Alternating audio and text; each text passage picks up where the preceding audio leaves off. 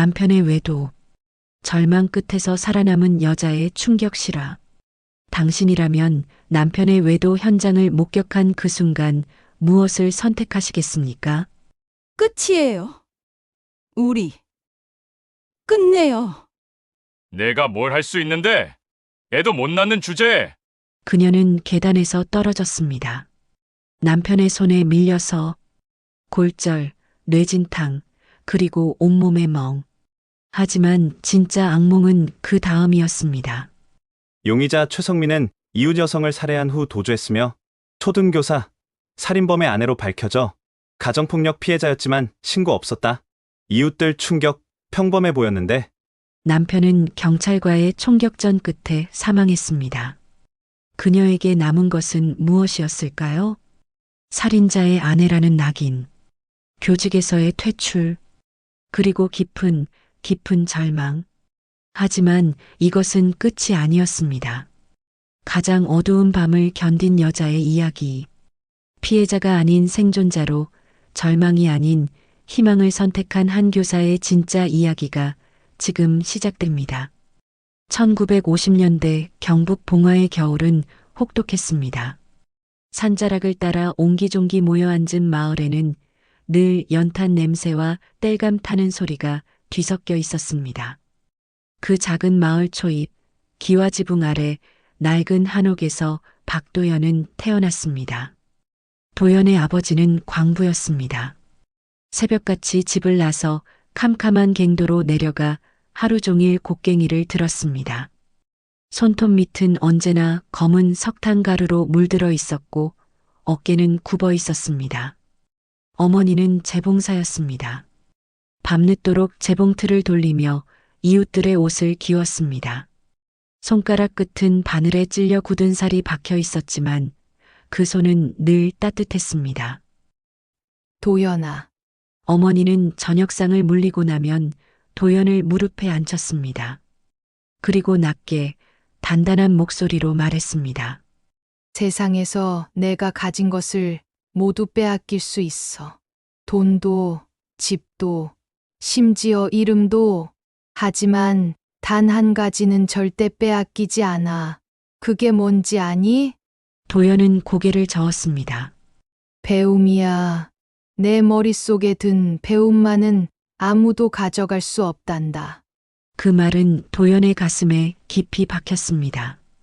아버지 역시 같은 말을 했습니다. 탕가루 묻은 손으로 도연의 머리를 쓰다듬으며 아버지는 말했습니다. 공부해라. 아버지처럼 살지 마. 도연은 책을 좋아했습니다. 마을 구멍가게에서 빌려온 낡은 동화책을 읽고 또 읽었습니다. 학교에서 받은 교과서는 구석구석 밑줄이 그어져 있었고 여백에는 빼곡히 메모가 적혀 있었습니다. 선생님들은 도연을 예뻐했습니다. 조용하고 성실했으며 무엇보다 눈빛이 또렷했습니다. 중학교에 진학했을 때 도연은 결심했습니다. 교사가 되겠다고, 아이들에게 글을 가르치고 세상을 보는 눈을 열어주고 싶었습니다. 어머니의 말처럼 배움은 빼앗기지 않는 것이니까요. 그걸 나눠줄 수 있다면 그보다 값진 일은 없을 거라 생각했습니다. 고등학교 3년은 전쟁이었습니다. 새벽 5시에 일어나 등불을 켜고 책을 펼쳤습니다. 학교가 끝나면 도서관에 남아 밤 10시까지 공부했습니다. 손은 늘 연필을 쥐고 있었고 눈은 충혈되어 있었습니다. 그렇게 1970년 도연은 초등학교 교사 임용시험에 합격했습니다. 합격 소식을 들은 날 아버지는 울었습니다. 그날따라 일찍 돌아온 아버지는 마루에 주저앉아 얼굴을 감쌌습니다. 어머니는 부엌에서 나와 도연을 끌어안았습니다. 재봉틀 기름 냄새가 났지만 그 품은 세상 무엇보다 포근했습니다. 잘했어. 우리 딸. 마을 사람들도 축하해 주었습니다. 구멍가게 아저씨는 사탕을 한 봉지 쥐어줬고 이웃집 할머니는 도연의 손을 꼭 잡으며 말했습니다. 내가 이 마을의 자랑이다. 도연은 처음으로 교단에 섰습니다. 21살의 젊은 교사였지만 아이들 앞에 서니 가슴이 벅찼습니다. 30명 남짓한 아이들이 책상에 앉아 도연을 올려다보고 있었습니다. 어떤 아이는 웃고 있었고 어떤 아이는 긴장한 얼굴이었습니다. 안녕하세요. 박도현 선생님이에요. 목소리가 떨렸지만 도연은 미소 지었습니다. 칠판에 분필로 이름을 또박또박 적었습니다. 그 순간 도연은 알았습니다. 이것이 자신의 길이라는 것을, 이 아이들과 함께 걸어갈 길이라는 것을. 2년이 흘렀습니다. 도연은 아이들을 가르치며 보람을 느꼈습니다. 글을 읽지 못하던 아이가 책을 읽게 되고 수줍던 아이가 손을 들어 답을 말하는 순간들. 그 모든 것이 도연에게는 기쁨이었습니다. 어느 봄날 도연은 한 청년을 만났습니다. 최성민, 세일즈맨이었습니다. 농기구를 팔러 학교 근처 마을을 돌던 그는 우연히 도연과 마주쳤습니다. 성민은 순박했습니다. 말투는 조금 어눌했지만 눈은 맑았고 웃음은 천진했습니다. 선생님, 저 다음에 또 뵐 수 있을까요? 성민이 물었을 때 도연은 얼굴이 붉어지는 것을 느꼈습니다. 그렇게 두 사람은 만나기 시작했습니다. 학교가 끝나면 성민은 교문 앞에서 기다렸습니다. 함께 강둑을 걸으며 이런저런 이야기를 나눴습니다. 성민은 도연의 꿈을 들어주었고 도연은 성민의 일상을 들어주었습니다. 1년 후 성민이 말했습니다. 선생님, 저와 결혼해 주시겠습니까? 도연은 고개를 끄덕였습니다. 성민의 손은 거칠었지만 그 손을 잡으면 안심이 되었습니다. 부모님도 찬성했습니다. 성민은 성실하고 착한 청년이었으니까요. 결혼 날짜가 잡혔습니다. 도연은 교단에 서며 생각했습니다. 이제 새로운 삶이 시작되겠구나. 교사로서, 아내로서, 언젠가는 어머니로서 그 모든 역할을 잘 해낼 수 있을 거라 믿었습니다. 하지만 도연은 아직 몰랐습니다. 인생이란 책처럼 술술 읽히지 않는다는 것을, 때로는 찢어지고 접히고 얼룩지기도 한다는 것을, 그리고 그 모든 상처가 결국 자신을 단단하게 만들어줄 거라는 것을. 교실 창밖으로 봄바람이 불어왔습니다. 도연은 분필을 들고 다시 칠판을 향했습니다. 결혼식은 소박했습니다. 마을 회관에서 친척과 이웃들이 모여 축하해 주었습니다. 도연은 흰 한복을 입고 성민 옆에 섰습니다. 성민은 그날 내내 웃었습니다. 도연의 손을 꼭 잡으며 행복하게 살자고 속삭였습니다. 신혼집은 학교에서 가까운 작은 연립주택이었습니다. 방 2개에 부엌 하나. 좁았지만 도연은 만족했습니다. 성민과 함께라면 어디든 괜찮았으니까요. 변화는 조금씩 찾아왔습니다. 결혼 한 달쯤 지났을 때였습니다. 도연이 학교 행사 때문에 무릎까지 오는 치마를 입고 나서려는데 성민이 말했습니다. 그 치마는 좀 짧은 거 아니야? 도연은 웃으며 대답했습니다. 이 정도는 괜찮아요. 학교에서도 다들 이렇게 입어요. 다들 입는다고 너도 입어야 돼? 성민의 목소리가 차가워졌습니다. 도연은 처음 듣는 어조였습니다. 당신은 교사잖아. 단정해야지. 다시 갈아입어. 도연은 말없이 긴 치마로 갈아입었습니다. 별일 아니라고, 그냥 신경 쓰는 거라고 생각했습니다. 하지만 그것은 시작에 불과했습니다. 오늘 누구랑 같이 점심 먹었어? 동료 선생님들이요. 남자 선생님도 계셨고요. 남자랑은 얘기 좀 하지 마. 오해받잖아. 그냥 동료예요. 업무 얘기만 했어요. 업무 얘기도 필요 없어. 멀리해. 성민은 도연의 일상 하나하나를 물었습니다. 누구를 만났는지, 어디를 갔는지, 무슨 이야기를 했는지. 도연이 조금이라도 늦게 들어오면 현관에서 팔짱을 끼고 기다리고 있었습니다. 왜 이렇게 늦어? 오늘 회의가 길어져서요. 전화는 왜 안 했어? 회의 중이라 못했어요. 핑계 대지 마. 다음부터는 미리 연락해. 도연은 점점 숨이 막혔습니다. 하지만 참았습니다. 신혼이니까 서로 맞춰가는 과정이라고, 시간이 지나면 나아질 거라고 믿었습니다. 그리고 도연은 임신했습니다. 입덧이 심했습니다. 아침마다 화장실에서 토했고 몸은 늘 나른했습니다. 그래도 학교는 나갔습니다. 아이들이 기다리고 있었으니까요. 성민은 처음에는 기뻐했습니다. 배를 쓰다듬으며 아들이면 좋겠다고, 딸이어도 괜찮다고 말했습니다. 하지만 임신 3개월째 도연은 유산했습니다. 병원에서 돌아온 날 성민은 말이 없었습니다. 며칠 후 그가 입을 열었습니다. 당신이 조심하지 않아서 그런 거야. 도연은 가슴이 무너지는 것 같았습니다. 제가 뭘 잘못했나요? 학교 다니면서 무리했잖아. 집에서 쉬었어야지. 선생님들은 임신해도 다 이래요. 다른 사람은 괜찮아도 당신은 안 됐잖아. 내 탓이야. 도연은 울었습니다. 혼자 방에 누워 이불을 뒤집어 쓰고 소리 없이 울었습니다. 성민은 문을 두드리지 않았습니다. 1년 후 도연은 다시 임신했습니다. 이번에는 더 조심했습니다. 무거운 것을 들지 않았고 일찍 퇴근했습니다. 하지만 또다시 유산이었습니다. 병원 침대에 누워 천장을 보며 도연은 생각했습니다. 내가 뭘 잘못한 걸까? 왜 나는 아이를 지키지 못할까? 성민의 말이 맞는 걸까? 의사가 뭐래? 체질적으로 유산하기 쉬운 편이래요. 다음에는 다음은 없어. 당신 몸이 그 모양이니까 그런 거야.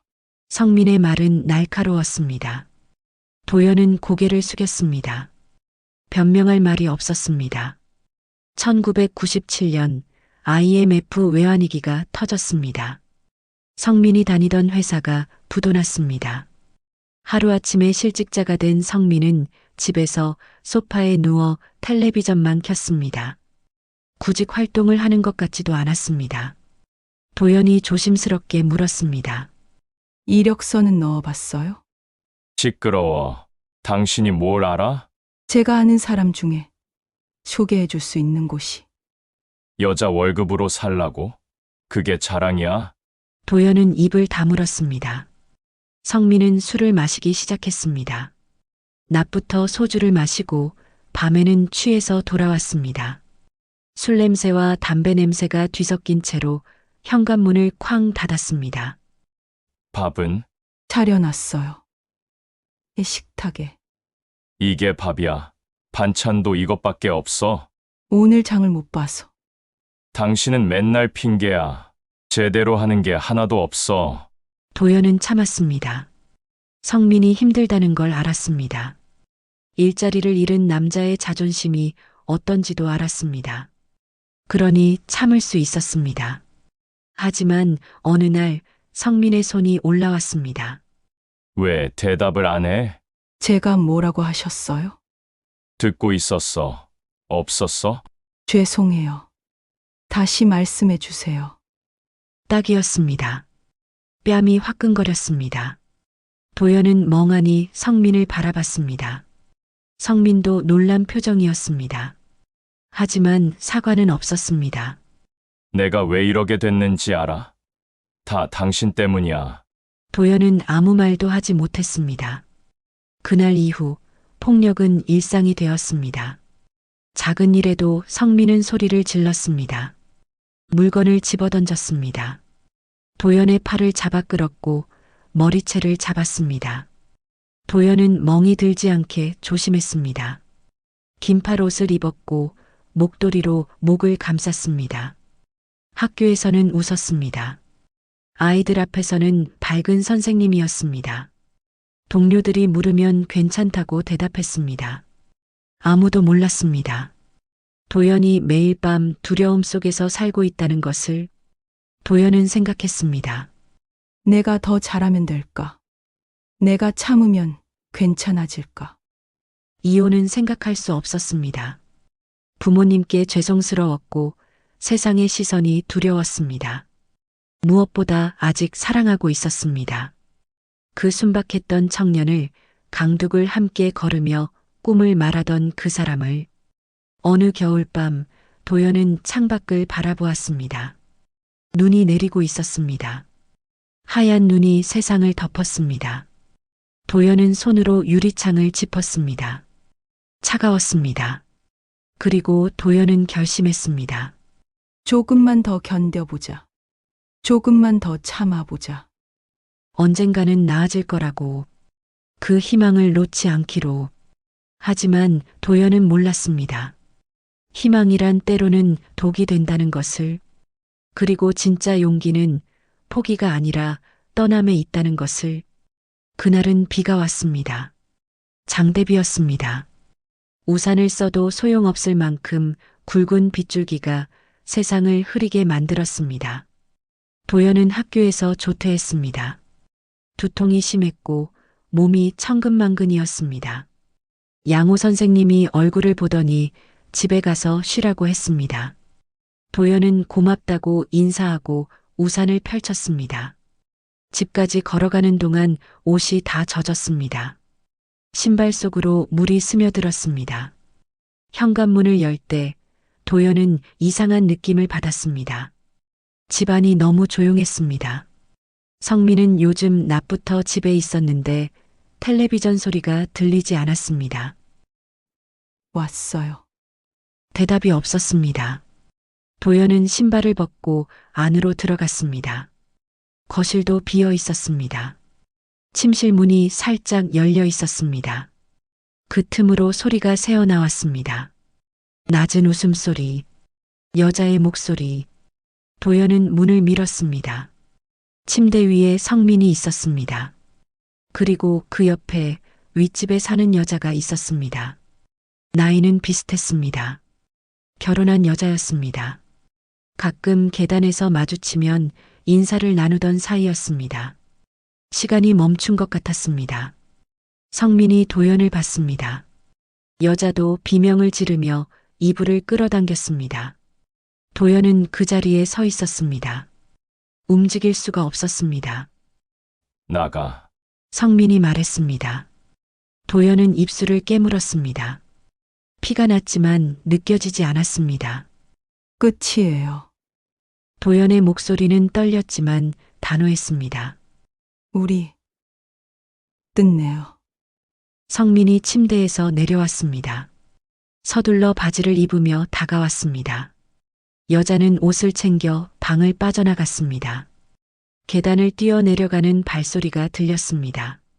끝내? 내가? 성민이 웃었습니다. 비웃음이었습니다. 내가 뭘 할 수 있는데? 이혼할 거예요. 이혼. 성민의 얼굴이 일그러졌습니다. 너 같은 게 이혼을 해. 애도 못 낳는 주제에 쓸모없는 것이. 도연은 뒤로 물러섰습니다. 성민이 다가왔습니다. 손이 올라왔습니다. 뺨을 때렸습니다. 한 번, 두 번. 도연은 비틀거렸습니다. 당신이 나를 이렇게 만든 거야. 당신이 여자 구실을 했으면 내가 이랬겠어? 성민이 도연의 머리채를 잡았습니다. 끌고 갔습니다. 거실로, 현관으로. 도연은 저항했습니다. 발버둥쳤습니다. 하지만 힘이 달렸습니다. 나가. 나가라고. 계단이었습니다. 3층에서 2층으로 내려가는 계단. 성민이 도연을 밀었습니다. 도연은 균형을 잃었습니다. 몸이 공중에 떴습니다. 그리고 떨어졌습니다. 계단을 굴렀습니다. 어깨가 부딪혔고 머리가 벽에 찧었습니다. 세상이 빙글빙글 돌았습니다. 2층 계단참에서 멈췄을 때 도연은 움직일 수 없었습니다. 온몸이 아팠습니다. 특히 왼쪽 다리와 갈비뼈 쪽이 심했습니다. 입에서 피맛이 났습니다. 시야가 흐릿했습니다. 어디선가 성민의 발소리가 들렸습니다. 계단을 내려오는 소리. 그리고 멀어지는 소리. 현관문이 쾅 닫혔습니다. 도연은 누워 있었습니다. 움직일 수가 없었습니다. 핸드폰이 주머니에 있었습니다. 손을 뻗었습니다. 온몸이 비명을 질렀지만 손가락 끝으로 핸드폰을 꺼냈습니다. 전화를 걸었습니다. 언니에게. 박영숙. 5년 연상. 서울에서 식당을 운영하는 언니. 언니, 도연아, 왜 목소리가 그래? 살려줘요, 언니. 어디야? 지금 어디야? 집 계단 피가. 핸드폰이 손에서 떨어졌습니다. 의식이 흐려졌습니다. 얼마나 지났을까? 누군가 도연을 흔들었습니다. 도연아, 정신 차려. 언니였습니다. 언제 왔는지 언니가 도연을 안고 울고 있었습니다. 괜찮아, 괜찮아. 금방 병원 가. 구급차 사이렌이 들렸습니다. 도연은 들것에 실렸습니다. 산소 마스크가 씌워졌습니다. 언니가 옆에서 손을 잡았습니다. 경찰 불렀어. 다 말해. 무서워하지 마. 병원에 도착했습니다. 의사들이 도연을 둘러쌌습니다. 엑스레이를 찍었고 CT를 찍었습니다. 왼쪽 다리 골절, 갈비뼈 세대 금이 갔고 뇌진탕이었습니다. 온몸에 멍과 상처투성이었습니다. 경찰이 왔습니다. 형사 2명. 한 명은 나이든 남자, 한 명은 젊은 여자 형사였습니다. 최성민 씨가 하신 건가요? 도연은 고개를 끄덕였습니다. 밀어서 떨어뜨린 거예요. 일부러. 증거 확보하겠습니다. 병원 기록, 사진 다 남기겠습니다. 여자 형사가 도연의 손을 잡았습니다. 잘하셨어요. 신고해 주셔서. 성민은 도망쳤습니다. 집에도 없었고 아는 사람 집에도 없었습니다. 경찰이 수배령을 내렸습니다. 사흘 후 뉴스가 나왔습니다. 윗집 여자가 시신으로 발견됐다는 뉴스. 목 졸려 죽은 채로. 범인은 최성민으로 추정. 도연은 병원 침대에서 텔레비전을 봤습니다. 화면에 비친 자신의 집 앞, 경찰 차단선, 취재진들. 머리가 하얘졌습니다. 믿을 수가 없었습니다. 성민이 사람을 죽였다니. 이틀 뒤 성민은 경찰에 포위됐습니다. 한 모텔 옥상에서 경찰과 대치하다 총격전이 벌어졌고 성민은 그 자리에서 사망했습니다. 도연은 언니에게서 그 소식을 들었습니다. 언니는 조용히 말했습니다. 끝났어, 도연아. 하지만 끝이 아니었습니다. 신문에 나왔습니다. 방송에 나왔습니다. 살인범 최성민의 아내, 초등교사. 가정폭력 피해자였지만 신고 없었다. 이웃 주민 살해 후 도주. 학교에서 전화가 왔습니다. 교장 선생님이었습니다. 박 선생님, 일단 병가 내고 쉬세요. 학교에서도 정리가 필요합니다. 도연은 알았습니다. 돌아갈 자리가 없다는 것을. 아무리 피해자라 해도 세상은 그렇게 보지 않는다는 것을. 퇴원하는 날 도연은 거울을 봤습니다. 멍이 들고 눈은 충혈되고 입술은 갈라져 있었습니다. 이게 나인가? 이렇게 부서진 내가. 언니가 짐을 챙겼습니다. 서울로 가자. 우리 집에서 쉬어. 언니 난 이제 어떻게 살아요? 살면 돼. 일단은 살면 돼. 도연은 목발을 짚고 병원을 나섰습니다. 비는 그쳤지만 하늘은 여전히 잔뜩 흐렸습니다. 도연은 고개를 들어 그 하늘을 봤습니다. 낙인이 찍혔습니다. 살인자의 아내, 무능한 여자, 비난받아 마땅한 존재. 하지만 도연은 살아 있었습니다. 부서졌지만 죽지 않았습니다. 그리고 도연은 생각했습니다. 이제 뭘 해야 할까? 어떻게 다시 일어설 수 있을까? 답은 없었습니다. 하지만 질문은 시작이었습니다. 서울 언니 집에서 보낸 석 달은 어둠이었습니다. 도연은 방에서 나오지 않았습니다. 커튼을 쳤고 불을 끄고 이불을 뒤집어 썼습니다. 밥도 제대로 먹지 않았습니다. 언니가 문을 두드렸지만 대답하지 않았습니다. 신문에서 자신의 이름을 봤습니다. 인터넷 기사 댓글을 읽었습니다. 남편 관리도 못한 게 뭐라고. 같이 살면서 몰랐겠어? 교사 자격도 없지. 도연은 핸드폰을 던졌습니다. 화면이 깨졌지만 상관없었습니다. 꿈을 꿨습니다. 계단을 떨어지는 꿈. 성민이 쫓아오는 꿈. 그 여자의 시신을 보는 꿈. 비명을 지르며 깼습니다. 땀으로 흠뻑 젖어 있었습니다. 어느 날 아버지가 왔습니다. 봉화에서 기차를 타고 서울까지 온 아버지. 구부정한 등, 주름진 얼굴. 하지만 눈빛만은 여전히 단단했습니다. 도연아, 아버지가 방문을 열었습니다. 도연은 이불을 움켜쥐었습니다. 아빠 미안해요. 미안할 거 없어. 아버지가 도연 옆에 앉았습니다. 손을 내밀어 도연의 머리를 쓰다듬었습니다. 거칠었지만 따뜻한 손이었습니다. 내 잘못이 아니야. 하지만 제가 더 잘했어요. 아니야. 내가 잘못한 게 하나도 없어.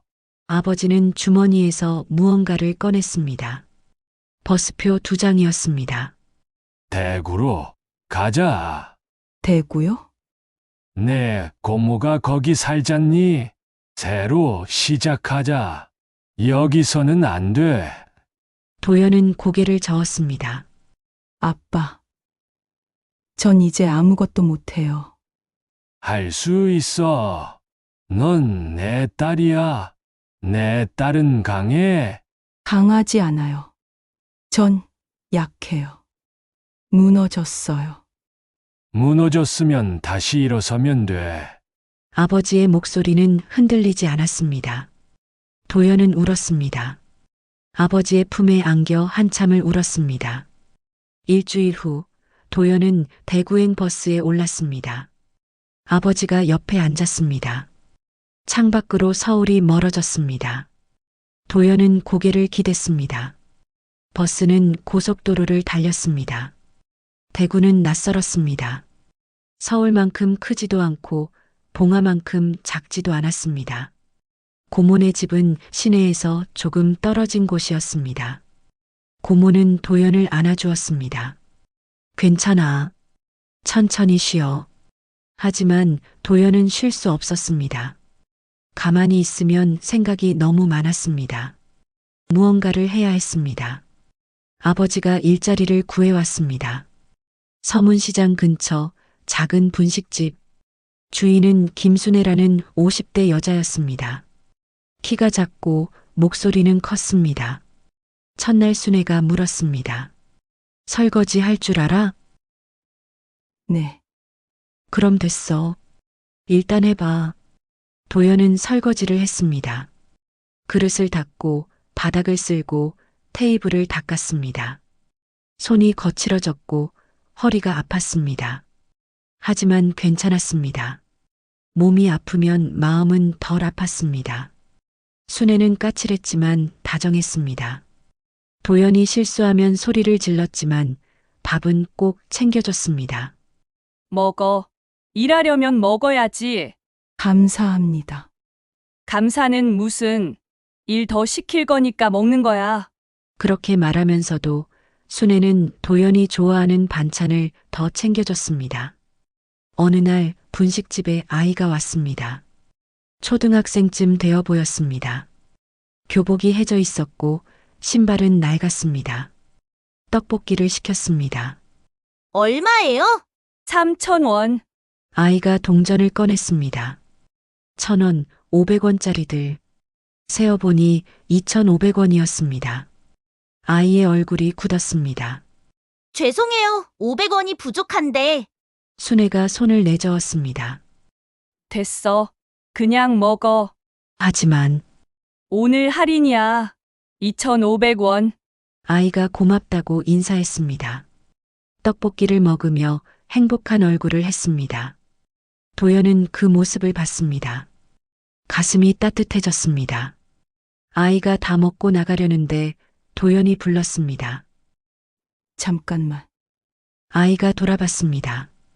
도연은 냅킨을 꺼내 뭔가를 적었습니다. 그리고 아이에게 건넸습니다. 학교 숙제 있으면 여기 와. 내가 도와줄게. 정말요? 선생님이었거든.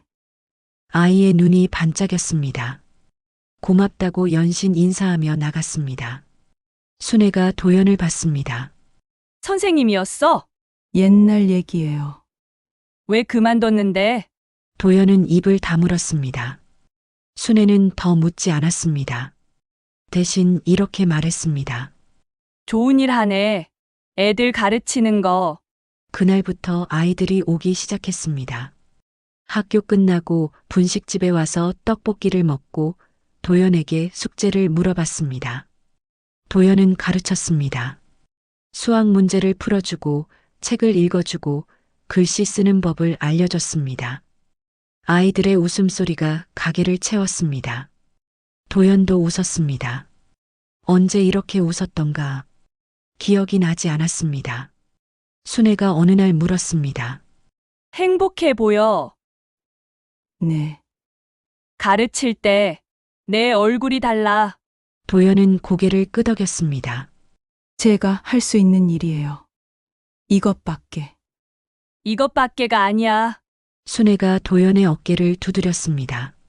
이게 내 길이야. 원래 가던 길. 밤, 도연은 고모네 집 작은 방에 누웠습니다. 창밖으로 별이 보였습니다. 도연은 오랜만에 평온했습니다. 무너졌던 마음이 조금씩 일어서고 있었습니다. 다음 날 순애가 말했습니다.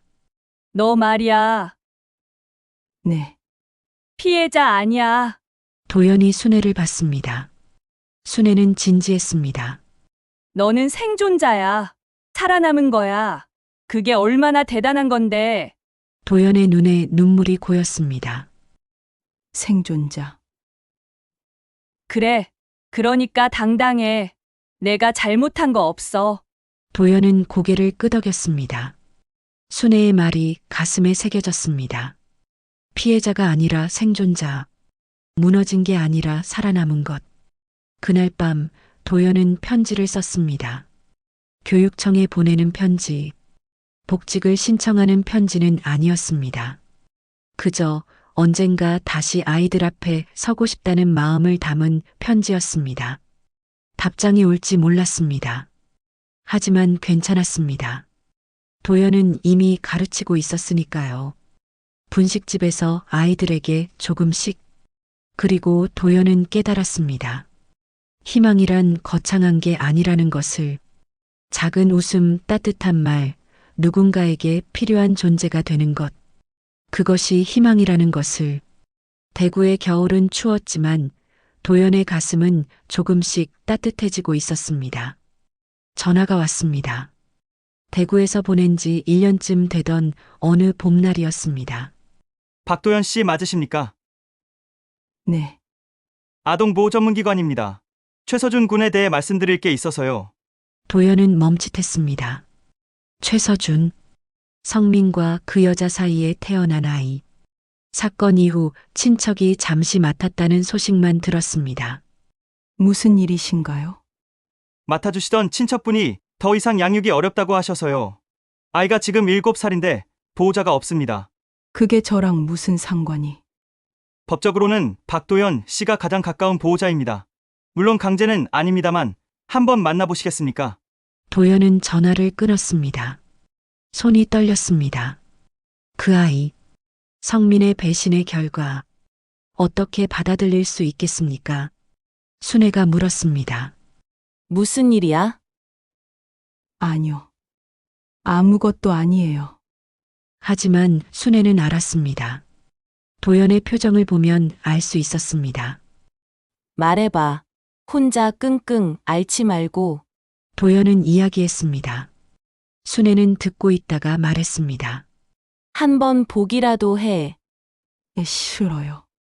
볼 수 없어요. 왜? 그 아이는 제게 상처예요. 아이한테 무슨 죄가 있어? 도연은 고개를 저었습니다. 순애가 한숨을 쉬었습니다. 내 마음은 알아.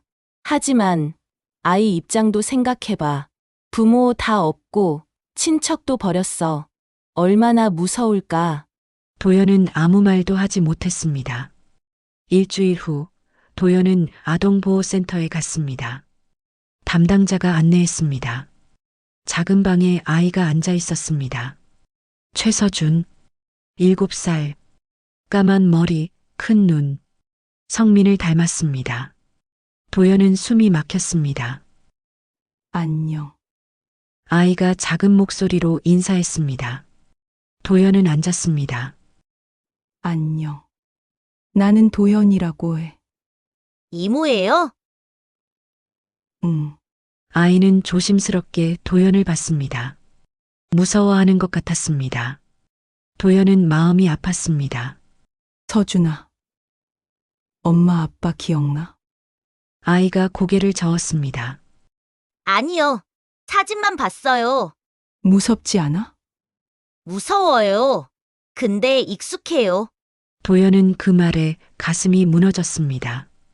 7살 아이가 무서움에 익숙하다니.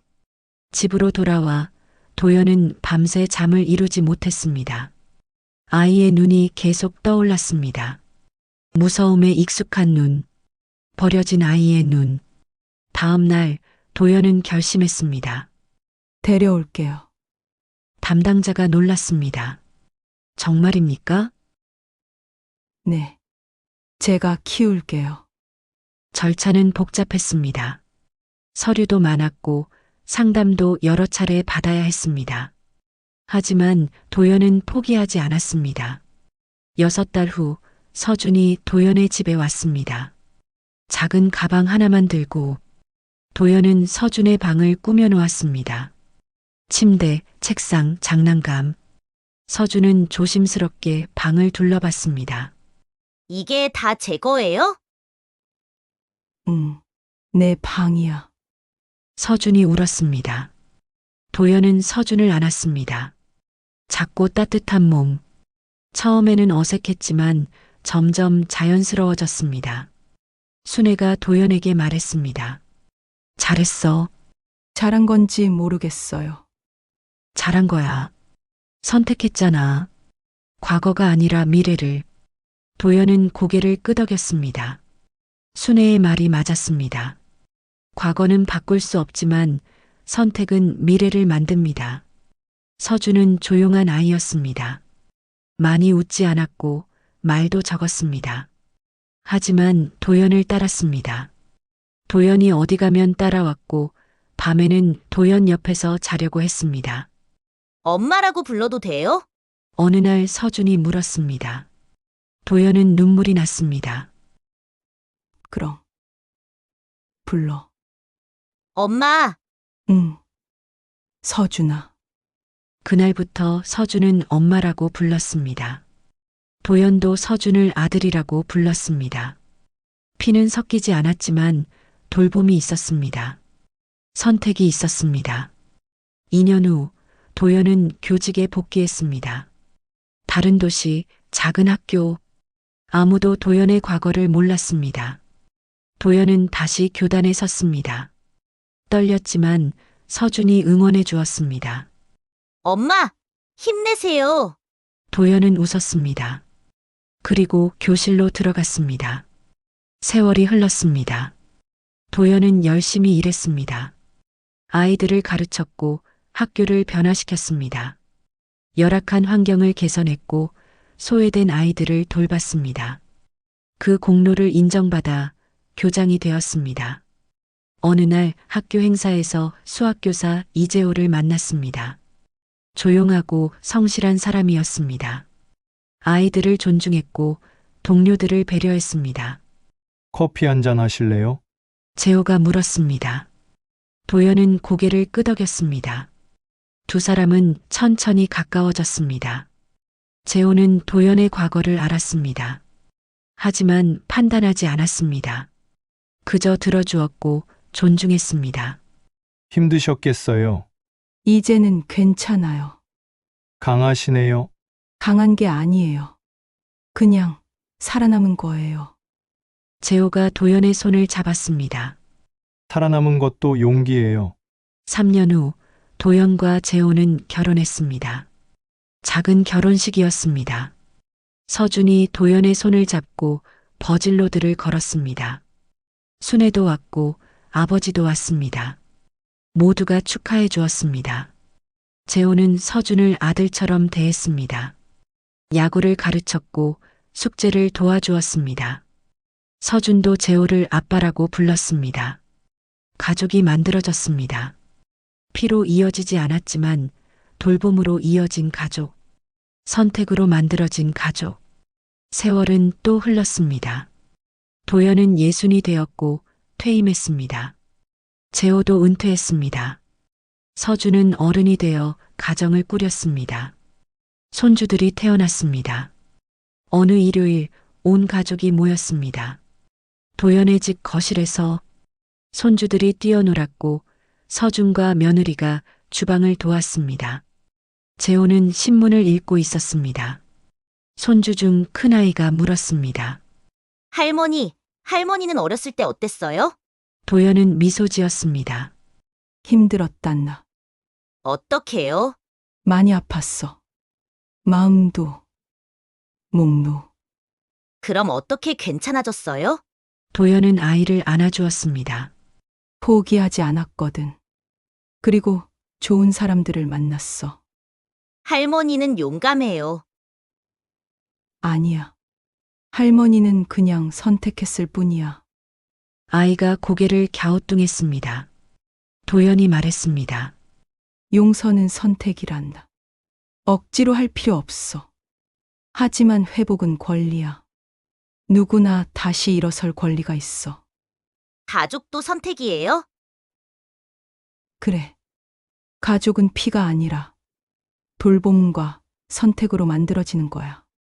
아이가 웃었습니다. 도연도 웃었습니다. 창밖으로 햇살이 들어왔습니다. 따뜻했습니다. 도연은 가족들을 바라봤습니다. 재호, 서준, 며느리, 손주들. 이들이 도연의 가족이었습니다. 과거는 아팠지만 현재는 따뜻했습니다. 미래는 희망이었습니다. 도연은 생각했습니다. 인생은 한 번 무너졌다고 끝이 아니라는 것을, 다시 일어서면 된다는 것을, 그리고 일어선 자리에서 새로운 이야기가 시작된다는 것을. 그날 저녁 가족들과 식사하며 도연은 행복했습니다. 완벽하지 않았지만 충분했습니다. 그것으로 충분했습니다.